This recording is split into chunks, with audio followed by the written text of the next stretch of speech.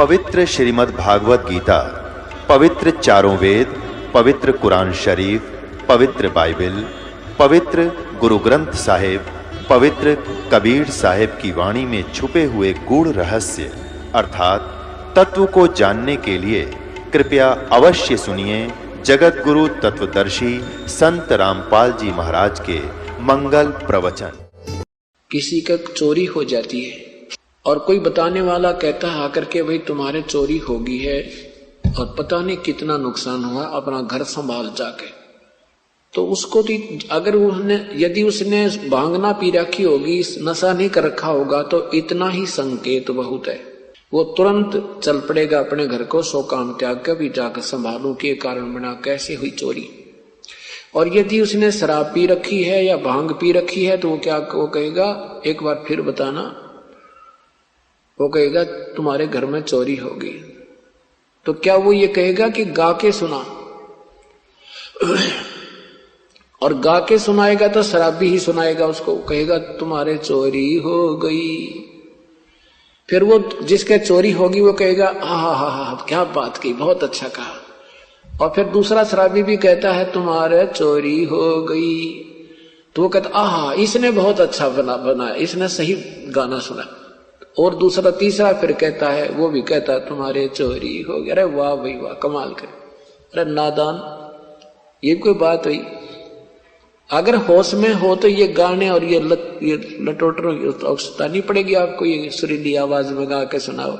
हाँ, इसकी बहुत अच्छी आवाज है, ये बहुत अच्छा वक्ता है। वक्ता तो वही है, दो बात बतानी है, बिना बंदगी भैंसा की जय बोक बने का खेला, कुकर सुकर खर्ची की जगह छोड़ सकल बद फैला।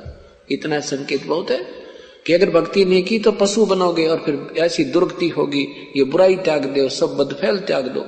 इतना ही को काफी है, इतना ही बहुत है। लेकिन हमारे 3 इंजेक्शन लग रहे हैं, तीनों नशे के, एक रजगुण का, एक सतगुण का, एक तमगुण का।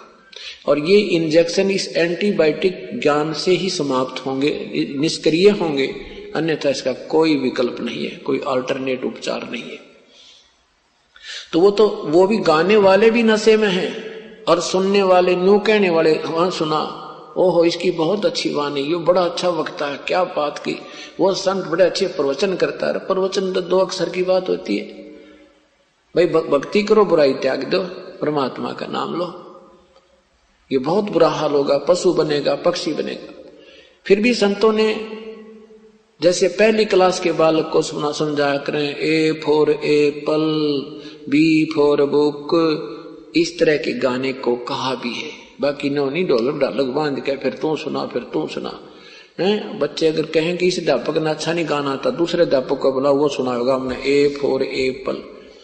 तो ये हम कति भक्ति मार्ग से घने दूर कर रखे हैं और हमें परमात्मा पाने की रुचि तो है, लेकिन हम उसको दूसरी तरफ से लगा देते हैं। फिर हम उनकी तरफ देखने लग जाते हैं, अब के वो गाना बढ़िया गाएगा, अब वो अच्छा गाए। ऐसे हमने देखा 10-10 बैठ जाया करते एक स्टेज ला के, एक उससे बढ़िया गाने की चेष्टा करता, प्रशंसा के पात्र होने के बाद। फिर दास ने देखा ये तो सब ड्रामा हो रहा है। फिर संतों की वाणी पढ़ी, उन्होंने फिर क्या बताया हमारे को, फिर उस आधार से इनकी गाइडलाइनों पर दास चला तो आज सफलता प्राप्त हुई। तो इस प्रकार आप 2 अक्षर की बातें होती है, स्वयं पढ़ो और स्वयं पढ़कर इन वाणी को फिर आपकी आंखों में आंसू आएंगी, स्वयं आप महसूस करोगे तो आनंद आएगा। दूसरी आपने तो फिर उनकी सुरीली आवाज प्यारी लग रही है, आपको ये नहीं मालूम उस वाणी में कहा क्या है। आपको तो उनका वो अलगोजा अच्छा लग रहा है, वो हारमोनियम जो उसने गाने की बड़ी जिसकी सुरीली आवाज, आपको केवल वो पसंद है, ये नहीं पसंद आपको ये ज्ञान इसमें कहा क्या है। थोड़ा मंदा कर भाई, थोड़ा मंदा कर, संभाल कर रख। तो ऐसे अब हमने अपने वास्तविक ज्ञान को समझना है और वास्तविकता से परिचित होना है। पहले क्या होती थी कि भाई उस डेरे में ना, एक गांव में डेरा, संत रहते हैं, संत आते हैं, वहां गांव वाले सेवा करते हैं। ये संत ने बनाए जाकर भाई संत की सेवा करे तुम्हारा तुम्हें बेड़ा पार हो जाएगा, नहीं। ये तो हमने जैसे संत कर रहा है ऐसे करना पड़ेगा, जैसे गुरुजी कर रहे हैं ऐसे हमने करनी पड़ेगी, तब हम पार होंगे। तो ये ड्रामाबाज जितने संत हैं ये क्या कहा करते, अब सेवक तो सेवा से पार हो जाता है, संत की सेवा करता रहे। तो एक गांव में ऐसे ही सेवा करा करते, क्योंकि जैसा ज्ञान दिया गया उसी पर भोली आत्मा दृढ़ हो जाती है। तो समझदार वो गांव के लोगों ने क्या देखा कि जो संत ज्यादा भक्ति करता है ना रात को, उसकी सेवा करने से घना लाभ होता है। ठीक है, कोई भक्ति कर रहा है विधिवत, उसकी सेवा करोगे आप तो थोड़ा बहुत राहत मिल सकती है, लेकिन आप कल्याण नहीं हो सकता। जैसे किसान है और किसान ने अपनी खेती बो रखी है और वो खेती काट रहा है, एक उसका मजदूर है, वो उसके निकालने के बाद वो कूड़ा कुरकट रह जाती है, उसने कूटे उसमें से दाने निकाला, वो कितना गुजारा होगा उसका। तो संत कहते हैं आप सेठ बनो। तो क्या होता है, तो उन ड्रामेबाजों ने देखा वो रात्रि के में सत्संग यानी वो भजन करते हैं, तो श्रद्धालु लोग न्यू देखा करते। उन्होंने एक ऐसा अपना दृष्टिकोण बनाया संतों भक्तों ने, भाई जो शीघ्र रात में सुबह जल्दी उठता है ना संत, और जो पहले नहाता है स्नान करता है, तो वो सही भक्त है, वो ज्यादा भक्ति करता है, उसकी सेवा करने से हमें ज्यादा लाभ मिलेगा। तो क्या देखा एक कि जो पहले उठता था स्नान करके अपना कोई कपड़ा उपड़ा जो नहा के धो के सुखा देता था, उसकी पहचान कर लेते थे कि जी किसका कपड़ा है, बता देते थे फलाने संत का है, वो उस कमरे में बैठा है। तो सभी उसके पीछे उसी की सेवा में लग जाया करते, भाई वो वक्त से उठता है और भजन करता है, इससे ज्यादा लाभ है। तो एक पाखंडी सा और संत आ गया उससे कैसा, उसने देखा भाई सारे इसकी सेवा कैसे करते हैं, ये तो बेवकूफ को इतनी भक्ति भी ना करता दिखता, हम भक्ति भी करते हैं, हमने ये पूछते है कोई नहीं। तो उसने देखा कि यू वक्त से उठता है और सुबह नहा लेता, वक्त से नहा कर यू फिर सो जाता है, और ये नहीं सोचा यू भजन करता होगा, इसका कपड़ा टंगा दिखा है तो ये इसकी इसलिए ये इसकी सेवा करते हैं। तो उसने क्या किया, इसी सर्दी में वक्त से नहा तो जाता नहीं भाई, उसने ये सोचा कि नहाता मैं सकता नहीं इतना वक्त उठ कर सर्दियों के दिन, वो क्या करे एक कपड़ा पानी में धोकर अपना लंगोट और सुखा दे और आप सो जाओ, फिर उससे भी पहले टांग दे सुखा दे। तो उन्होंने देखा भाई श्रद्धालुओं ने, हाँ भाई ये साधु वक्त उठता है, तो वो सारे उसने छोड़कर उसकी सेवा करने लगे। तो वो कहने लगा ना काटा ना तेरा रोग है, हाँ अब तो बोला मैंने पता लग गया कैसे कहानी है सारी। तो हम ऐसे मूर्ख बना रखे इन्होंने, अब हमने स्वयं सावधान होना पड़ेगा और परमात्मा पाने की विधिवत जो है ना मेहनत करनी पड़ेगी, प्रयत्न करना पड़ेगा। अब कौन है वो परमात्मा, कैसा है वो प्रभु। एक समय की बात है, एक शेख फरीद नाम के एक महापुरुष, मुसलमान पवित्र मुसलमान धर्म में उनका जन्म था। अब जिन्होंने परमात्मा चाहिए वो उसको आभास होता है, वो चलता रहता है, वो किस संतों से भी मिलता है और अपनी परंपरागत पूजाएं भी करता रहता है। शेख फरीद जी बचपन में बहुत नटखट थे, बहुत शरारत करते थे। उनकी माताजी बहुत दुखी हो जाती थी, रोज उलाने आया करते थे, 2 मिनट भी घर में नहीं टिका करता। तो उसकी माँ ने सोचा इसको कैसे इसको टिकाऊं, भी कैसे यो बाज आवा शरारत करते हैं। तो उसने कहा बेटा तू भगवान भजा कर, अल्लाह को याद किया कर, नमाज कर बेटा, जा तुझे नमाज करना सिखाती हूं। तो श्री शेख फरीद जी ने कहा कि मुझे क्या मिलेगा मां, क्या देगा अल्लाह मुझे। अब शेख फरीद जी को ये खजूर बहुत अच्छे लगते थे, रुचिकर उसका फेवरेट फ्रूट था। तो मां ने कहा बेटा तुझे अल्लाह खजूर देगा। कितने देगा, खूब कितने खाना। तो सच, कहां सच, कैसे देगा बता मुझे, कैसे करते हैं नमाज। मां ने एक कपड़ा बिछा दिया और कहा कि तुम यूं कह जाई, जैसे कहते रहना हे अल्लाह मुझे खजूर दे, हे बोलिए ना, ऊंची आवाज ना करना, मन मन में करिए, हे अल्लाह मुझे खजूर दे, और मैं जब तक नहीं कहूं इतना आंख मत खोलिए। अब ठीक है माता जी। अब मां ने जब काम करना हो ना, अभी शरारत करेगा तो काम करना हो तब कह दे, ले आजा भाई, उसको कपड़ा बिछा दे और उसको कह दे तू ऐसे कहता रहे, मैं जब तक कहूं नहीं आंखें नहीं खोलनी तूने।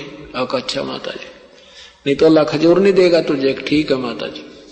अब माँ ने क्या सोचा कि अपना एक आधा किलो अंगूर खजूर मंगा कर रख लिए, ला के तोड़, खजूर बहुत होते थे पहले, तो वो तोड़ के ला कर रख लिए और उसके आसन के नीचे, कपड़े के नीचे पत्ते में डालकर रखते और अपना काम कर लेना पूरा। फिर उसको कह दे उठ बेटा, उठ ले। तो उठ लिया, आ जाए तो इधर आ जाए, उठ ले बेटा, उठ लिया। उसने देखा खजूर तो नहीं मिले, अपनी माँ को उल्हाना देता है कि माँ आप तो झूठे हो, अल्लाह ने खजूर नहीं दिए, अब कभी नहीं करूंगा नमाज में। माँ ने कहा बेटा अल्लाह से ऊपर थोड़ा ही रखता है, वो तो गुप्त देते हैं, छुपा कर देख, तेरे कपड़े के नीचे तो नहीं रख गए होंगे। उसने कपड़ा उठा के देखा कि माँ सचमुच, ओहो अल्लाह ने खजूर दे दिए, अल्लाह ने खजूर दे दिए। साथियों को बताता फिर, कूदता फिर, खा वो खा लिए। फिर कहता माँ अब बता फिर कब करनी है वो नमाज। अब माँ ने ठीक है बेटा, जब उसने बता डट जा, बता दूंगी, थोड़ी देर रुक जा। जब वो ज्यादा शरारत करता दिखा, उसका काम का समय हो, जब वो उसकी चादर बिठा दे और बचा दे और थोड़े से खजूर रखती रही। ऐसे सिलसिला 10-5 दिन चला। एक दिन माँ वो खजूर रखने भूल गई, याद ना रहा। याद नहीं रहा तो वो खजूर खाता हुआ आ रहा। माँ ने कहा कि उठ ले बेटा, वो न्यू तक कह दिया उठ ले बेटा, और वो उसको फिर याद आया तू तो खजूर रखने भूल गई, निकम्मा कभी नहीं करेगा। तो वो उठा, उसने कपड़ा उठा कर देखा और खजूर उठाए और खाता आने लग रहा है। कि माता जी ने कहा अरे खजूर कहाँ से लाया तू?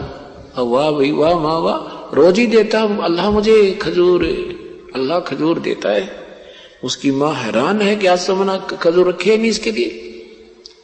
जो करिए भगवान, हे परमात्मा, ना अपना बड़ी रखी, बड़ी हो मेरी इज्जत रखी, और यू कत्ती नहीं मानना हो जब नहीं इसको अल्लाह खजूर मिलता। कहने का भाव ये है कि ये कुछ पिछले संस्कार थे उस प्यारी आत्मा के। अब उसको इतना दृढ़ विश्वास हो गया जब अल्लाह खजूर दे सकता है तो भगवान अल्लाह तो सब कुछ दे सकता है। इस उद्देश्य से संतों ऋषियों के पास जाने लगा। उनको एक अनाड़ी सा संत टकरा गया मुसलमान धर्म में, एक फकीर फकड़, और वो उसने भगवान की प्राप्ति तप से मान रखी थी। अब ये बातें ज्ञान की तो ये संत ऐसी गजब की बातें सुना देते हैं, आत्मा को खींच लेते हैं और आत्मा में प्रेरणा भी पूरी भर देते हैं, पर वे ऑफ वर्शिप बिल्कुल गलत होती है। अब यही चक्कर पड़ा रहा। साधकों की कमी नहीं, परमात्मा चाहने वालों की कतई कमी नहीं, परंतु मार्ग की त्रुटि रहेंगी। अब शेख फरीद ने घर भी त्याग दिया परमात्मा के पाने के लिए, उस संत की बातों सुनकर। संत जी ने तपस्या आधार बता दी, बेटा जितना कष्ट शरीर को दोगे उतना भगवान निकटाएगा, अल्लाह निकटाएगा। अब जैसे गुरुदेव ने तपस्या और तपस्या से, तप से, घोर तप से, हठ योग से प्रभु पाना बताया था, तो संत ने, भक्तों ने शुरू कर दिया। एक आश्रम में 4-5 जने रहते थे भक्तन, और उनके गुरुदेव हुक्का पिया करते थे। और गुरुदेव इतने आदी थे हुक्के के, खाना खाते ही शाम के समय यदि हुक्का ना मिले और 5 मिनट लेट हो जाए तो डंडा उठाकर उन सेवकों का डंडे ठोका करते। सेवकों ने अपनी ड्यूटी ला रखी थी कि आज सोमवार को तेरी ड्यूटी, रविवार को तेरी, मंगलवार के तेरी, ऐसे सबने बांट रखी थी। और उधर से शेख फरीद जी अपने गुरुदेव की हर आज्ञा का पालन करते थे। और शेख फरीद जी, वैसे तो संत को सारे बच्चे अच्छे लगते हैं, लेकिन हर एक दूसरे के मन में ये हो गया कि सुरगुरु जी जो है शेख फरीद को ज्यादा प्यार देते हैं, और भाई इसको गुरुदेव के हृदय से उतारना चाहिए। उन्होंने इस ईर्ष्यावश, जिस दिन शेख फरीद की ड्यूटी आई सेवा की, और उस दिन उन्होंने, शेख फरीद पहले अग्नि तैयार करता था हुक्का बनाने खातिर। कभी उल्हाने में नहीं आया था कि गुरुजी कभी ऐसी गलती नहीं करता था जिससे वो नाराज हो जाए। पहले अग्नि तैयार करके और खाने के समय खाना बना के और गुरुजी को खिलाने के लिए चला गया। पीछे से उन दूसरे सेवकों ने उनकी अग्नि बुझा दी, वह आग बुझा दी, उस पर पानी डाल दिया। कुछ वर्षा का मौसम था तो उसने आकर देखा भी गुरुजी को, तो निश्चिंत था कि खाना अब कपड़ बर्तन रखते ही हाथ धोकर ही भर लाऊंगा हुक्का। तो कहने का भाव ये है कि वो जब हुक्का भरने गया, वो तो धीरे धीरे जा रहा था, उसने जाकर देखा अग्नि है नहीं, और फिर घबरा गया, हे भगवान आज तो गुरुजी नाराज हो जाएंगे, और यदि गुरुजी नाराज हो गए तो मेरा ये जीवन विफल हो जाएगा। साथ में थोड़ी सी दूरी पर 1 किलोमीटर की दूरी पर गांव था। चलम उठाकर हुक्के की और भाग लिया। जाकर वहां एक माई ऐसे वर्षा के मौसम में चूल्हे में अग्नि जला रही थी, आंखें धुआं फूंक मार रही थी, आंखों में धुआं लग रहा था और पानी गिर रहा था। वो अग्नि बलकर नहीं दे रही थी, कभी बले थी, कभी जले थी, कभी बुझ जाती थी लकड़ियां। अब शेख फरीद जी बहुत शीघ्रता से गया और कहा, माई अग्नि दे दो, माई मुझे अग्नि दे दो थोड़ा सा। माई ने कही, फू फू कर रही थी, नो बोली अग्नि वैसे नहीं मिलती, आंख फुड़वा ले। आंख फुड़वा ली मैंने, तू भी फुड़वा ले अपनी आंख, जब आग मिलेगी। तो शेख फरीद ने कहा, कौन सी आंख फोड़ दूं, मुझे अग्नि दे दे माई, मेरे गुरुजी रुष्ट हो जाएंगे, हमारी अग्नि एकदम आग बुझ गई और आज तक मेरे पे ऐसी गलती हुई नहीं थी। माई ने बोला, तू आंख फुड़वा दे अपनी, ऐसे आग में लाकर रखता है। एक आधी बहन अनजान ने ऐसी बात की, बोला माई ले चमटा दे आंख में अपनी में, एक में, और काट के दे दी, मुझे अग्नि दे दे माई, मेरा आज कितना ठिकाना नहीं है जब मेरे गुरु जी रुष्ट हो गए थे। माई ने देखे महाराज जी ने तो आंखें काट दी, वह भी घबरा गई। अब महाराज जी ले डाल ले इसमें। उसको पता था कि वो संत जो सिद्धि वाला जिसका शिष्य है, और उसको पता चलेगा तो तुझे शराब ना दे दे, वह डर गई। उसने वह चूल्हे में अग्नि दे दी, अग्नि डाल के चलम भर के और फिर भाग लिया। पहली आवाज गुरुदेव ने लगा दी थी, अरे शेख फरीद हुक्का ला भाई। 1 मिनट के बाद फिर लगाई, रे शेख फरीद। अब दूर से आ रहा था, उसने भी सुन गया, गुरुजी की आवाज आ गई। तीसरी आवाज लगाई, रे शेख फरीद कहां मर गया तू। अब तीसरी आवाज पीछे तक गुरुजी की लाठी उठा करती, तो स्पीड खींचती, आ गया गुरुजी, आ गया गुरुजी, आ गया गुरुजी। अरे कहां चला गया था। और उसने क्या किया, वो आंख जो निकाली थी उसका ऐसे रुमाल एक कपड़ा बांध लिया, आंख उड़े पड़ी उस माई के घर पे, ऐसे कपड़ा बांध के और आ गया गुरुजी, आ गया गुरुजी। चिल्लम रख दी हुक्के पे। गुरुजी ने कहा, बेटा ये आंख का क्या लग गया। अगर दया है गुरुजी आपकी, दया है गुरुजी आपकी, ना बताई। मैं सोचा बालक है को लगी होगी छोटी मोटी, वो तो पी का हुक्का, गुरुजी तो सो गए। अब माई ने रात ने नींद आई ना, क्या तो बात बिगड़ गई। वह माई सवेरे वक्त से उठ के और वो एक मटके के उस ढक्कन पर उसने रख के आंख ने, और उस गुरुजी के पास आएगी, महाराज जी मेरे को गलती होगी, आपका शिष्य अग्नि लेने गया था और मैंने ऐसे ऐसे कह दिया, और इसने आपके शिष्य ने आंख ही निकाल कर दे दी। तब उस गुरुजी ने सोची, रहे यूं तो पट्टी न्यू बांध रहा था भाई। वो शेख फरीद बुलाया, कहने लगा, बेटा क्या हो गया, आपकी रजा है गुरुदेव, आपके रहते क्या हो सका आपके दास के। अरे ये अब पट्टी खोल, तू पट्टी खोली तो आंख न्यो की न्यो पाई, पर थोड़ी सी छोटी होगी। और वह माई लिए खड़ी वहां पे, तब जान गया, सीने से लगा लिया शेख फरीद को गुरुदेव ने। अक बेटा धन्य तेरी मां ने जिससे तेरा जन्म हुआ। अरे इतनी कुर्बानी अपने गुरुदेव के लिए, अगदी आपकी रजा है प्रभु, आपके बच्चे हैं हम, तो हम क्या कर सकते हैं। ऐसे ऐसे गलती होगी, मैंने आग तो बनाई थी गुरुजी, पता नहीं कैसे बुझ गई वो। फिर मैं दूर जाना पड़ा और मुझे सोचा कहीं मेरे गुरुजी नाराज ना हो जाएं, मेरा तो जीवन ही विफल हो जाएगा। इसलिए माई ने ये कह दिया कि आग ऐसे थोड़ी मिलती है, आंख फुड़वानी पड़ती है। मैंने सोची ले आंख फुड़वा दूं, आंख फोड़ने से मेरे गुरुजी प्रसन्न रह जाए, रात अग्नि मिल जाए, तो इससे बड़ी और क्या चीज होगी। आपका ही तो शरीर है। अब पुण्यात्माओं ये सोचना, परमात्मा के नाम पर जो प्राणी लगा है उसको कुछ ना कुछ क्रेडिट अवश्य मिलता है। और इसी कारण से ये भक्ति अभी भक्ति की भी चाह बनी हुई है, लेकिन कल्याण नहीं हो पा रहा। ऐसे महापुरुष संत सिद्ध साधक सिद्ध के जिसके शिष्य की आंख भी पूरी होगी, लेकिन मुक्ति का मार्ग फिर भी शेष था, फिर भी अधूरा था। कुछ दिनों के बाद वो संत जी प्राण त्याग गए और उस लड़के ने, उस शेख फरीद ने सोचा भी गुरु जी ने कहा है कि परमात्मा पाने के लिए कठिन तप चाहिए, तो उसने कुएं में ऊपर एक वृक्ष की टहनी का रस्सी बांध कर और एक कुएं में लटक जाया करते थे। उल्टे पैरों पर रस्सी बांध के उल्टे लटक जाते थे और गहरे कुएं हुआ करते थे, नीचे चले जाते, पानी से ऊपर रहते थे। और कहते हैं 12 वर्ष तक कुएं में ऐसे ही साधना करते रहे, उल्टे लटक लटक। और 12 वर्ष में 1.25 मन अन्न खाया, अर्थात 50 किलो अन्न आहार किया। 12 वर्ष में 365 दिन होते हैं और 12 से गुणा करके देखो, और फिर रोजाना की औसत निकालो, 10 मेरे ख्याल में 10 ग्राम भी नहीं बनता, इतना आहार किया। ऐसा अल्प आहार करने से शरीर सूख गया, कति कांटा सा बन गया और परमात्मा के दर्शन हुए नहीं। इतने कमजोर हो गए कि कवियों ने सोचा कि ये संत तो मरने वाला है, ये मरा पड़ा है, बाहर आकर लेट गए। ऐसे कव्वे आ गए और कव्वे बैठ गए माथे पाके आंख काटने खातर। शेख फरीद ने सोचा भी शरीर भी अंत होने वाला है और अल्लाह की दीदार हुए नहीं, अल्लाह के दर्शन हुए नहीं, प्राप्ति हुई नहीं, ये भगवान अब क्या बनेगी।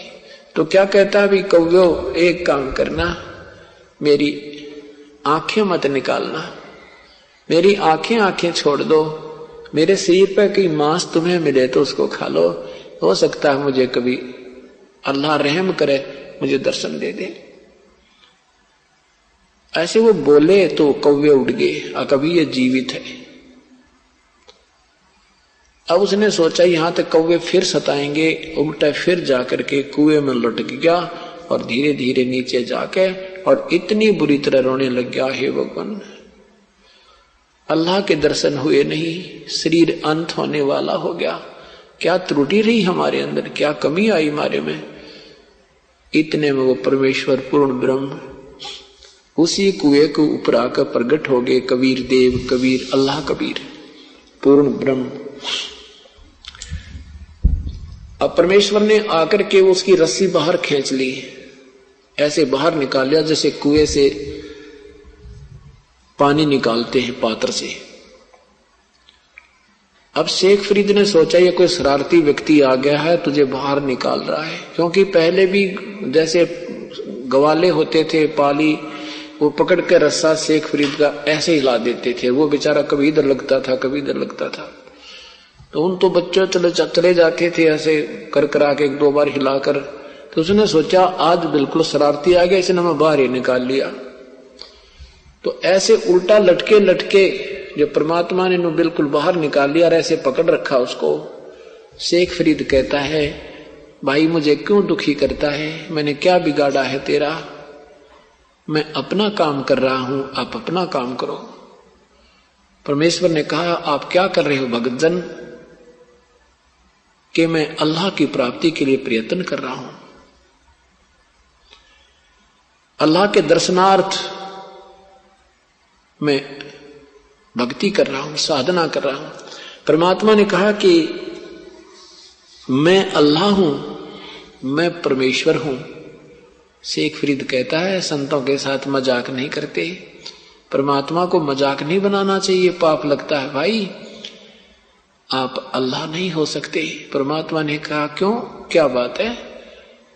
शेख फरीद ने कहा कि अल्लाह तो बेचून है, वो तो निराकार है, वो आकार थोड़ा ही है।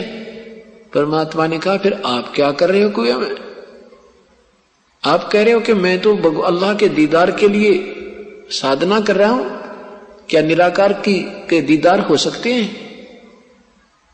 अब शेख तकी और शेख फरीद जी की बुद्धि सिद्धि होगी और तेरे की। परमात्मा कहते हैं कुछ और करते हैं कुछ। आप कहते रहे हो कि परमात्मा बेचून है और फिर उसके पाने की कठिन साधना, उसके दर्शन की प्रयत्न कर रहे हो। आपकी थ्योरी तो देखो, आप सिद्धांत क्या है, आप कर क्या रहे हो। अब शेख फरीद ने सोचा भाई बात तो सही कह रहे हैं कि हम एक तरफ तो उसको निराकार कहें और फिर में उसके दर्शन करेंगे। दीदार शब्द नहीं होना चाहिए था तुम्हारी लैंग्वेज में अगर निराकार भगवान है। वो कहने लगे भाई सचमुच।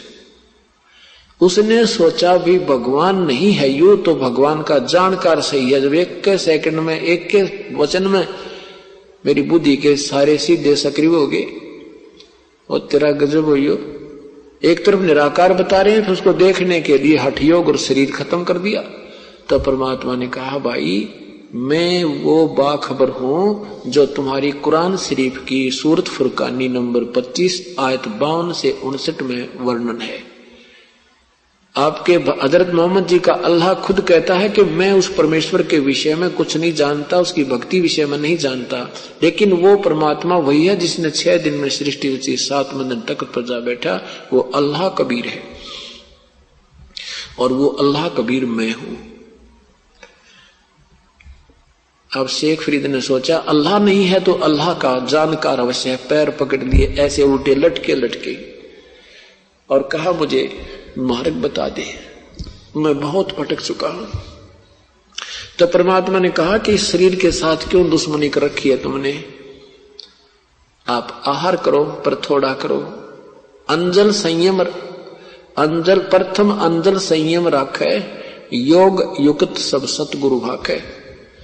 पहले अन्न और जल का संयम करे, अर्थात कम खावे, घना भी नहीं खावे और इतना कम भी नहीं खावे कि आंत इकट्ठी हो जा कि शरीर भी कुछ करने जोगा ना रहे, और घना भी नहीं खावे कि इसमें अंगड़ाई टूटने जो माइया में आलस हो जा, भक्ति नहीं कर सकता। संयम रखे। तो परमात्मा ने उसको कहा कि फल फ्रूट खा और भक्ति कर, फिर आहार कर, फिर थोड़ा कर।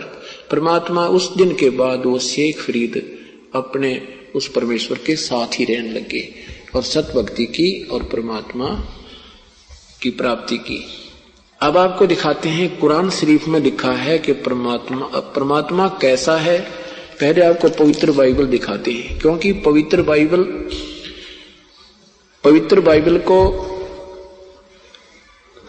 बाइबल की जानकारी, पवित्र बाइबल का ही ज्ञान पवित्र कुरान शरीफ में बहुत ज्यादा है। लगभग 40% पवित्र बाइबल का ही वर्णन है।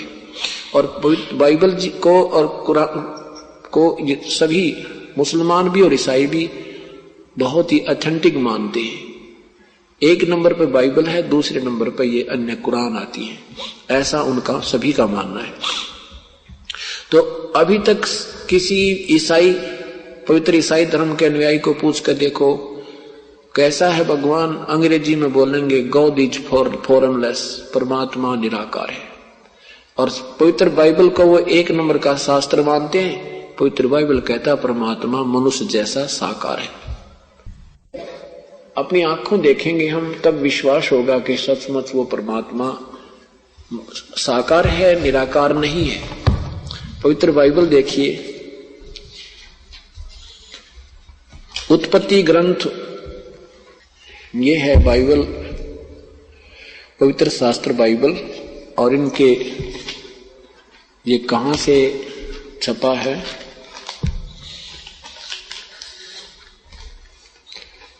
नीचे देखना, बाइबल लिटरेचर 67 बरका रोड, किलपक, चेन्नई, मद्रास से। और इसके बिल्कुल स्टार्ट में ही है, उत्पत्ति ग्रंथ में बिल्कुल स्टार्ट ही यहां से होता है, उत्पत्ति। यहां देखिएगा, विश्व की सृष्टि 7 दिन में कैसे सृष्टि रची परमात्मा ने, ये देखना। सृष्टि के 7 दिन, पहला दिन, दूसरा दिन, तीसरा दिन, और ये नीचे देखो चौथा दिन। और यहां देखना ये 5वां दिन और नीचे छठा दिन आपको पढ़ाते हैं, छठे दिन में क्या रचा भगवान ने। फिर परमेश्वर ने कहा कि पृथ्वी से एक एक जाति के जीव, प्राणी आदि, घरेलू पशु, रेंगने वाले जंतु और पृथ्वी के वन पशु जाति जाति के अनुसार उत्पन्न हो, वैसा ही होगा। फिर तो परमेश्वर ने पृथ्वी के जाति जाति के वन पशुओं और आदि को यहाँ, फिर परमेश्वर ने कहा कि हम मनुष्य को अपने स्वरूप के अनुसार, फिर परमेश्वर ने कहा हम मनुष्य को अपने स्वरूप के अनुसार अपनी समानता में बनाएं। यहां नीचे देखो, तब परमेश्वर ने मनुष्य को अपने स्वरूप के अनुसार उत्पन्न किया, अपने स्वरूप के अनुसार परमेश्वर ने उसको उत्पन्न किया, नर और नारी करके उसने मनुष्य की सृष्टि की। तो परमात्मा कैसा हुआ? मनुष्य जैसा। पवित्र बाइबल बता रहा है। अब 6 दिन में और 7वें दिन उसने विश्राम किया। 6 दिन में 7वें दिन पर अल्लाह ने, परमात्मा ने विश्राम किया। 7वां दिन विश्राम का। परमात्मा ने जो भी सेना बनानी थी, आकाश और पृथ्वी, उनकी सारी सेना को बनाना समाप्त हो गया और परमेश्वर ने अपना काम से करता था, 7वां दिन समाप्त कर दिया। ये तो पवित्र बाइबल ने सिद्ध कर दिया कि जिस परमात्मा ने 6 दिन में सृष्टि रची है, 7वें दिन तख्त पर जा बैठा, वो मनुष्य जैसा है। उसका नाम क्या है? ये पवित्र कुरान शरीफ सिद्ध करेगी।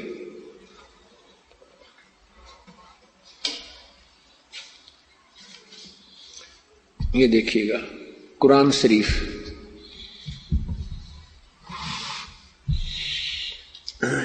ये है कुरान शरीफ।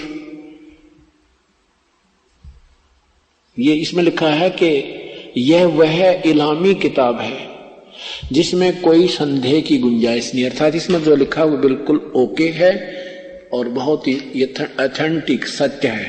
कुरान शरीफ नीचे देखो किसने अनुवाद किया है, शेरवानी संस्करण, लखनऊ किताब घर, मौसम बाग, सीतापुर रोड, लखनऊ में।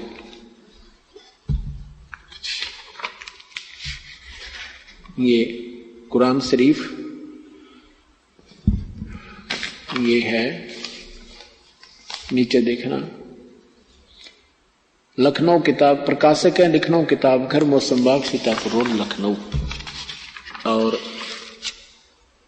इसमें कुरान, इसमें है सूरत फुरकानी,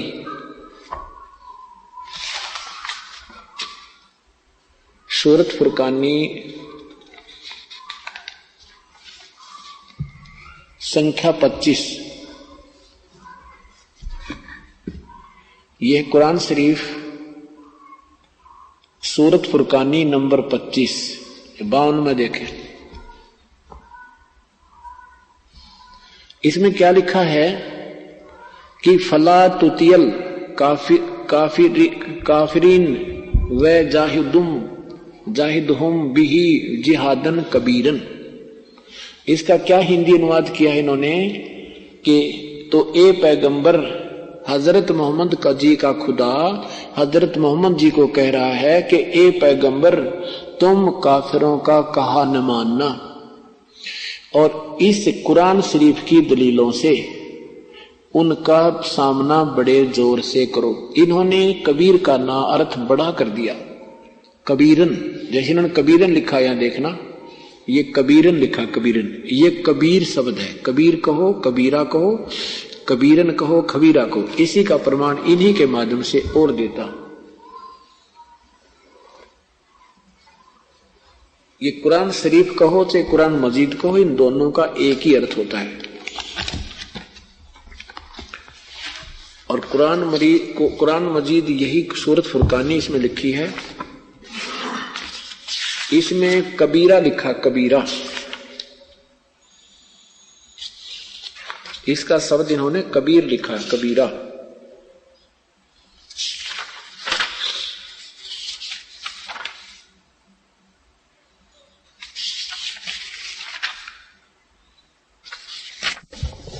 ये कुरान मजीद,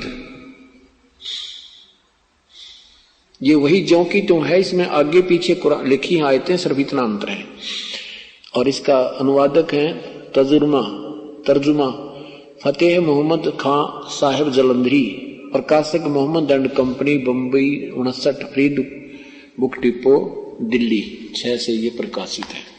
और यही है कुरान मजीद। शरीफ की जगह इन्होंने मजीद लिख दिया बस। सूरत फुरकानी 25 और लू का 9 वही लाइन उसी तरह। ये 52 में क्या लिखा है ये देखिएगा। फला तुतियल काफिरन व जाहिदुम बिही जिहादन कबीरा।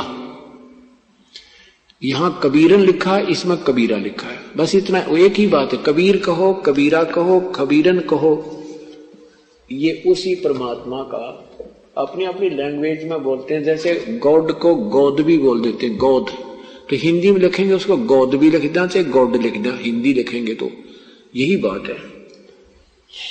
तो इसमें क्या कहा है, इसका भावार्थ क्या है कि हजरत मोहम्मद जी का खुदा कहता है कि वो कबीर नाम का परमात्मा है और उसके लिए तू संघर्ष करना। ये अन्य लोग नहीं मानते कि कबीर अल्लाह है, पूर्ण परमात्मा है, लेकिन मैं जो तुझे कुरान शरीफ में बता रहा हूं उस पर भरोसा रखना, मेरी बातों पर, इनकी बातों में मत आना। और आगे देखो ये वही है, आगे ये है, इसमें यहां और लिखा है 58 में खबीरा लिखा है और इसमें खबीरन। ये वही कबीरा कहो चाहे खबीरा कहो, एक ही बात है, कबीर कहो। तो इसकी यहां हिंदी की है, इसमें देखना 58 में, हम यहां से चलते हैं 57 से। और ए पैगंबर उस जिंदा, है अब कबीर परमात्मा हजरत मोहम्मद जी को भी जिंदा महात्मा के रूप में मिला था, लेकिन हजरत मोहम्मद जी पहले बहुत डरा धमका दिए गए थे इस काल के फरिश्ते जबरील के द्वारा, तो वो डरते ने वहां सतलोक में जाना रहना पसंद नहीं किया। लेकिन अब आकाशवाणी के माध्यम से और उसके शरीर में प्रवेश करके हजरत मोहम्मद का खुदा कह रहा है कि ए पैगंबर उस जिंदा पर तू भरोसा रखना जो कभी मरने वाला नहीं है, वो वास्तव में अविनाशी है, और तारीफ के साथ उसकी पाकी बयान करते रहो, और वह अपने बंदों के गुनाहों से काफी खबरदार है। इन्होंने यहां बड़ा कबीर का अर्थ बड़ा कर दिया। वो कबीर जो है सब गुनाहों के माफ करने वाला है, वो पाप विनाशक है, इसका अर्थ ये बनता है। यहां देखना 59 में लिखा कि ये वही परमात्मा है कबीर जिसने आसमानों और जमीन और जो कुछ उनके मध्य है, बीच में है, सबको 6 दिन में पैदा किया, फिर तख्त पर जा बिराजा, वह अल्लाह बड़ा। इन्होंने अल्लाह कबीर, कबीर को अल्लाह बड़ा लिख दिया, यह लिखना था वह अल्लाह कबीर। वह अल्लाह कबीर रहमान है, दयालु है। और तो उसकी खबर किसी बाखबर अर्थात तत्वदर्शी संत इलम वाले से पूछ देखो। अब क्या बात है समझने की इसको। इसमें क्या कहा है कि हजरत मोहम्मद जी का खुदा कह रहा है कि मैं उस परमेश्वर के बारे में उसकी विधि प्राप्त करने की नहीं जानता, लेकिन उस परमात्मा की प्राप्ति करनी है तो किसी बाखबर यानी तत्वदर्शी संत को ढूंढ लो, वो ही बताएगा वो परमात्मा को कैसे प्राप्त हुआ जाता हो सकता है। और वही है जिसने 6 दिन में सृष्टि रची, 7वें दिन तक पर जा विराजा, उसी से पूर्ण मोक्ष संभव है। और यही पवित्र गीता जी अध्याय नंबर 4 के मंत्र 34 में कहा है। गीता बोलने वाला प्रभु कह रहा है कि हे अर्जुन, तो उस परम उस तत्व ज्ञान को समझ, मैं जो अपने बारे में बता रहा हूं उसको भी तू जान ले, लेकिन उस परमेश्वर के विषय में मैं नहीं परिचित हूं, उसके विषय में किसी तत्वदर्शी संत को की खोज कर। श्रीमद् भगवत गीता जय दयाल गोविंद का 34 अध्याय, और यहां देखो 4 अध्याय नंबर 4, ये 34 श्लोक है। उस ज्ञान को गीता बोलने वाला प्रभु कह रहा है, उस ज्ञान को तू तत्वदर्शी ज्ञानियों के पास जाकर समझ, उनको भली भांति दंडोत प्रणाम करने से, उनकी सेवा करने से, कपट छोड़कर सरलता पूर्वक प्रसन्न करने से वे परमात्म तत्व को भली भांति जानने वाले ज्ञानी महात्मा तुझे उस तत्व ज्ञान का उपदेश करेंगे। मैं नहीं जानता उस परम पिता के विषय में, क्योंकि कहते हैं धर्मदास जी ने पूछा, है भगवान ये जो ज्ञान आपने बताया है ये तो आज तक किसी ने हमें नहीं बताया, क्या ये वेद कतेब झूठे हैं सारे? परमात्मा ने कहा नहीं, वेद कतेब झूठे ना भाई, झूठे हैं जो समझे नाही। झूठे तो वह हैं जो इनको समझे को नहीं। वेद कतेब कति झूठे नहीं। कतेब ये कुरान शरीफ आदि 4 पुस्तकें, और वेद आप जानते ही 4 ही वेद हैं, 4 ही कतेब हैं।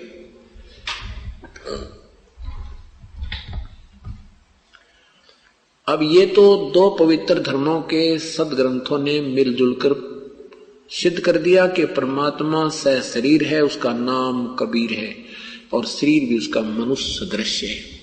अब आपको दिखाते हैं पवित्र यजुर्वेद में परमात्मा सह शरीर है, उसका नाम कबीर है, और वो सारे ब्रह्मांडों का रचनहार है।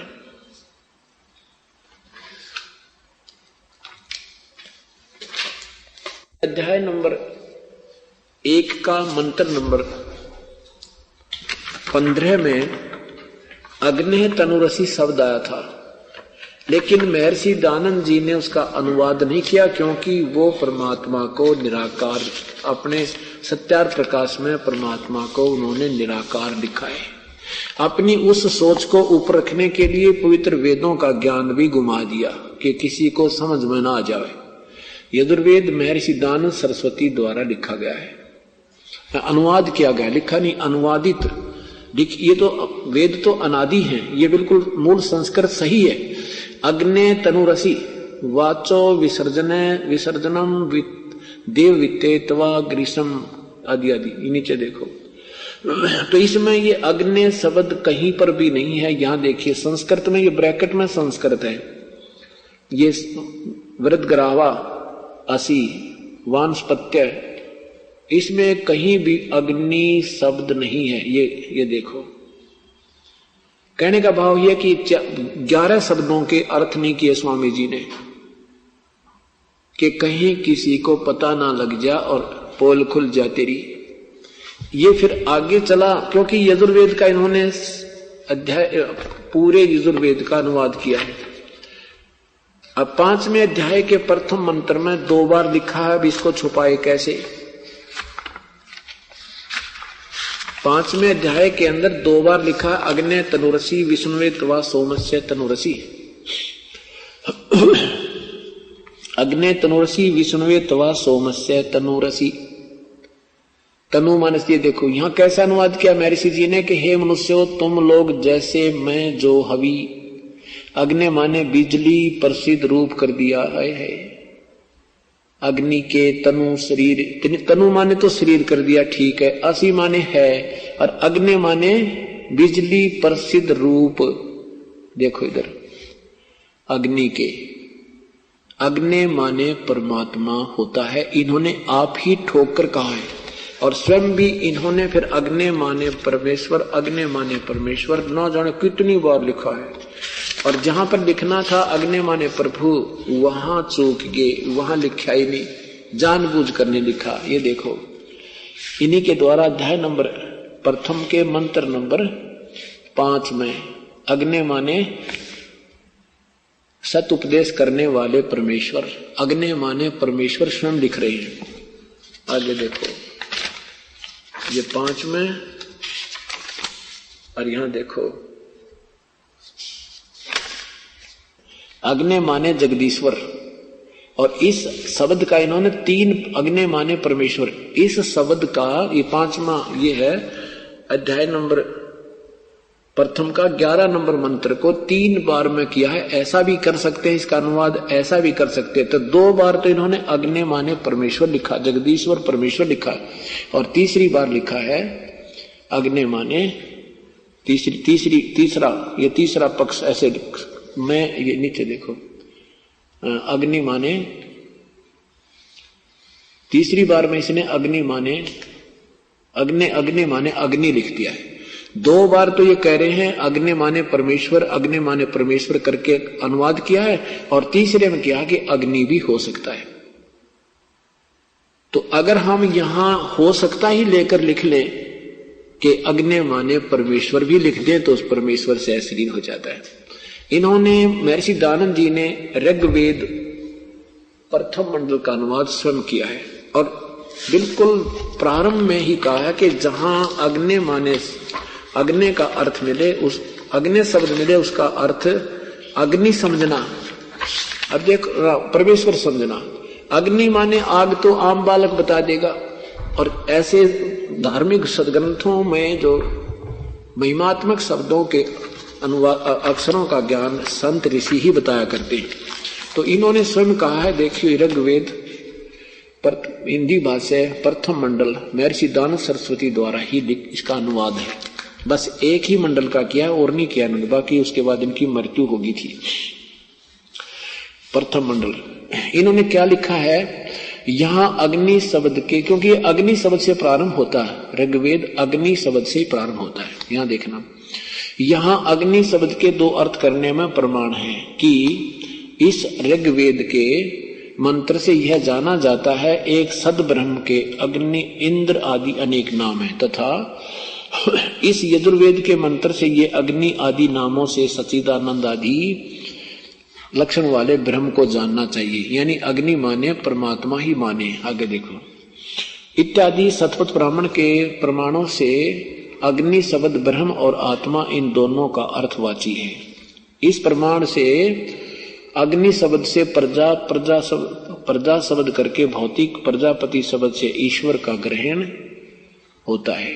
इस प्रमाण से सत्याचरण के नियमों का जो यथावत पालन करना आरंभ, तो सो वही व्रत कहता है। इस व्रत का पति परमेश्वर होता है। तो यहाँ इस ऋग्वेद के प्रमाण से ज्ञान वाले तथा सर्वज्ञ प्रकाश करने वाले विशेषण से अग्नि शब्द करके ईश्वर का ग्रहण होता है। अग्नि माने परमात्मा समझना चाहिए। और इन्होंने फिर इसका अनुवाद भी किया, ये देखना अपने ही कलम से। अग्नि शब्द से ईश्वर, अग्नि शब्द से ईश्वर मानना चाहिए। यहां देखो, और सद्गुण वाला भौतिक अग्नि, इन 2 ही अर्थों का ग्रहण होना चाहिए। यानी अग्नि माने परमात्मा मानना चाहिए। आगे देखो, फिर यहां अपनी कलम से इस श्लोक मंत्र नंबर 2 में अग्नि माने वह परमेश्वर, ये देखो 5 पृष्ठ पे, ये देखो अग्नि माने अग्नि ना अच्छी प्रकार ईश्वर, अग्नि माने ईश्वर। नीचे देखो, अग्नि माने परमेश्वर। और जहां इन्हीं की हिदायत से, इन्हीं के कहने से, इन्हीं के बताए अनुसार एक महात्मा ने अपनी श्याम वेद का अनुवाद किया महर्षि दयानंद जी के हिदायत के अनुसार, इनके बताए अनुसार। तो इन्होंने क्या किया है, ये है यजुर्वेद और सामवेद इकट्ठा ही जल्द किया है। इनमें सिर्फ इन्होंने किताब का साइज बदल दिया है, बाकी यजुर्वेद वही है जो का तुम भाषा भाष्य है। और ये इनका कौन अनुवादक है, श्री वेद भिक्षुक जी, मुखमेलपुर दिल्ली वाले महात्मा आर्य समाजी। महर्षि दयानंद जी की मृत्यु के उपरांत उन्होंने अनुवाद किया है। प्रधान कार्यालय दयानंद संस्थान, वेद मंदिर, महात्मा वेद भिक्षु सेवा आश्रम, मुखमेलपुर दिल्ली से इसका अनुवाद है। एक अनुवादक ने क्या लिखा है, बिल्कुल सही महर्षि दयानंद जी की हिदायतों का पालन किया है कि जहां अग्नि शब्द हो वहां परमात्मा समझना चाहिए। श्याम वेद प्रारंभ होता है, श्याम वेद भाषा भाष्य और प्रथम अध्याय। इन्होंने जहां भी अग्नि शब्द है, अग्नि माने हे ईश्वर, अग्नि माने हे परमेश्वर, अग्नि माने ईश्वर को, अग्नि माने परमेश्वर, अग्नि माने हे ईश्वर, अग्नि माने हे ईश्वर, अग्नि माने परमेश्वर। फिर देखो, अग्नि माने हे ईश्वर, अग्नि माने हे परमेश्वर, अग्नि माने हे परमेश्वर, अग्नि माने हे परमेश्वर, अग्नि माने हे परमेश्वर। और भी जहां देखो बहुत गुने, बिल्कुल अनगिन ये इन्होंने ये सही किया इन्होंने अनुवाद। और महर्षि दानंद जी ने जहां अग्नि तनुरसी परमात्मा सह शरीर है, विष्णुवेत्वा सोमस्य तनुरसी, उस सर्व पालन करता परमात्मा अमर पुरुष, सोमस्य माने अमर पुरुष, सोम माने अमर और सोमस्य माने अमर पुरुष का शरीर है, उसका नाम कबीर है। वो कबीर अंगारी असी, जैसे कल भी दिखाया था, परसों दिखाया था, आज फिर दिखाते हैं, क्योंकि हर समय स्टूडेंट बदलते रहते हैं, श्रोता बदलते रहते हैं। थोड़ा सा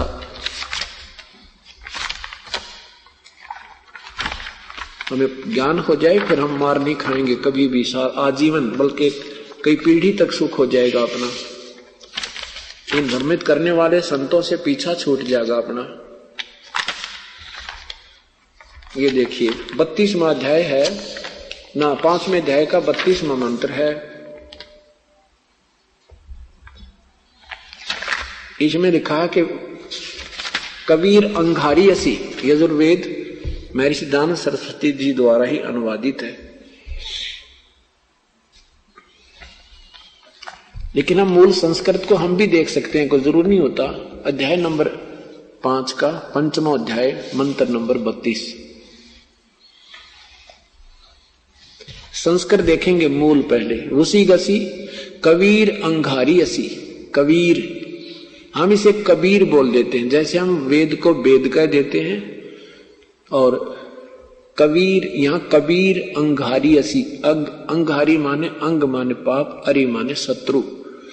कबीर जो है वो पापों का शत्रु है, कबीर परमात्मा। बमभारी माने बंधनों का शत्रु, देखना ये है। अंगारी माने खोटे खोटे चलन वाले जीवों के शत्रु कवि। इन्होंने रैक हटा के और 2 अपसर्ग लगा दी, बिंदी लगा दी। अगर हम इस यजुर्वेद की का ये रे हटा दें और यहां 2 बिंदी ला दें, तो भी इस पवित्र पुस्तक का ही बोध होगा। जहां ये लिखा होगा, यजु भी अगर लिख देंगे, यजुहु, वैसे अपसर्गों को हम रे भी बोलते हैं, जैसे निर अक्षर, उसको नि अक्षर या निर अक्षर दोनों ही बोल सकते हैं।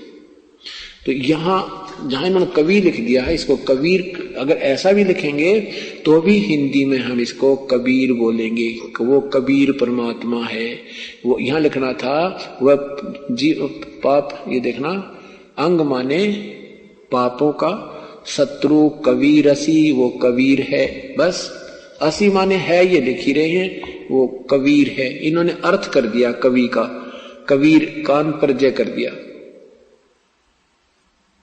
और वो कहां बमभारी, देखो बमभारी माने बंधन के शत्रु। हम बंदी छोड़ कहते हैं, एक ही बात जो बंधनों से छुड़वा दे वो बमभारी। रतधामा, रतधामा माने सतधाम युक्त, वह है वो सतधाम माने सतलोक युक्त, सतलोक वाला, सतलोक सहित, यानी अर्थात सतलोक में रहता है। सवर ज्योति स्वयं प्रकाशित, इसने अंतरिक्ष को प्रकाश करने वाला और नहीं। सवर ज्योति स्वयं प्रकाशक, प्रकाशित, अपने शरीर में, उनके शरीर में स्वयं ही प्रकाश है, वो परमात्मा पूर्ण है। आज दिन में आपने सुना था कि आदरणीय नानक साहिब जी ने अपनी अमृतवाणी में लिखा है कि फाई सूरत मुलुक की वेश, ओ ठगवाड़ा ठगी देश, खरासियाना बोता वारी धानक रूप रहा करता। अब आपको प्रत्यक्ष दिखाते हैं, लगा दे। अब आप स्वयं देखिएगा सीडी में कि पवित्र ग्रंथ गुरु ग्रंथ साहिब के अंदर लिखा है और उसमें स्पष्ट प्रमाण है। और किसी आज सिख धर्म के अनुयायी से पूछें परमात्मा कैसा है, वो कहते हैं वो निराकार है, क्योंकि श्री नानक साहिब जी की दोनों प्रकार की वाणी इसमें जमा है, लिखी गई है गुरु ग्रंथ साहिब में। ये पहले वाली भी जब वो परमात्मा को केवल निरंकार एक ओंकार मानते थे, उसके बाद ये अमर वाणी साक्षात्कार होने के बाद भी प्रभु की लिखी गई है। तो उसने फिर स्पष्ट किया है कि वो कबीर नाम है उस अल्लाह का, और वो जुल्हा रूप में आए थे, वो पूर्ण परमात्मा है, सारी सृष्टि के रचनहार है। देखिएगा श्री गुरु ग्रंथ साहिब जी पृष्ठ नंबर 24 पे राग श्री, ये है श्री राग महला पहला घर 4, ये 28 नंबर समाप्त हो जाता, शब्द 29वां प्रारंभ होता है। यह देखिएगा, एक सवान दुई सवानी, नाल बलके भुकही सदा बियाल, कोड छुरा मूठ मुर्दार, ये धानक, ये देखो धानक रूप रहा करतार, मैं पथ की पेंद न करने की कार, ओ बिगड़ रूप रहा विकराल, तेरा एक नाम तारे संसारे, होय होय होय, तेरा एक नाम तारे संसार, मैं एहा आस एहो आधार, रोहाऊ मुख निंदा आखा दिन रात, पर घर जो ही नीच मनात, काम क्रोध तन वसे चंडाल, ये धानक रूप रहा करतार, फाही सूरत ओह सूरत, फाही सूरत, देखो मुल्क की वेश, ओ ठगवाड़ा ठगी देश, खरा सियाना बहुता भार, धानक रूप रहा करतार, ये धानक रूप रहा करतार, मैं कीता ने जाता हराम खोर, ओ किया दुष्ट मुह देसा दुष्ट चोर, नानक नीच कह विचार, ये धानक रूप रहा करतार, धानक रूप रहा करतार। बताओ, फिर देख लीजिए, मैं कीता न जाता हराम खोर, ओ किया मुंह देसा दुष्ट चोर, नानक नीच कह विचार, ये विचार, देखो विचार बोला है, विचार को पंजाबी में बै बोलते हैं, और यही फिर कबीर, बै को कबीर लिखा जाता है, बै बोला जाता है, नानक नीच कह विचार, ये धानक रूप रहा करतार, धानक रूप रहा करतार। अब आपको एक प्रमाण और दिखाते हैं, जहां सीधा कबीर नाम लिखा है, प्रश्न नंबर 721 पे। अब आप देखिएगा, वही श्री गुरु ग्रंथ साहिब जी, पंजाबी लिपि, प्रश्न नंबर 721, ये प्रश्न नंबर 721 है, और नीचे देखिएगा इसके अंदर जहां से शब्द प्रारंभ होता है, एक अर्ज, ये देखिएगा, एक अर्ज गुप्तम पेश तोदर गोस कून करतार, हक्का कबीर करीम तू, ये सब देखिएगा ध्यान से, हक्का कबीर करीम तू, हक्का कबीर माने सत कबीर, हक्का कबीर करीम तू, ओह दयालु तू, बेऐब परवरदिगार। आगे चलिए, दुनिया मुकामे फानी तहकीक दिलदानी, ममसर मुई अजराइल गिरफत दिल ऐच नदानी।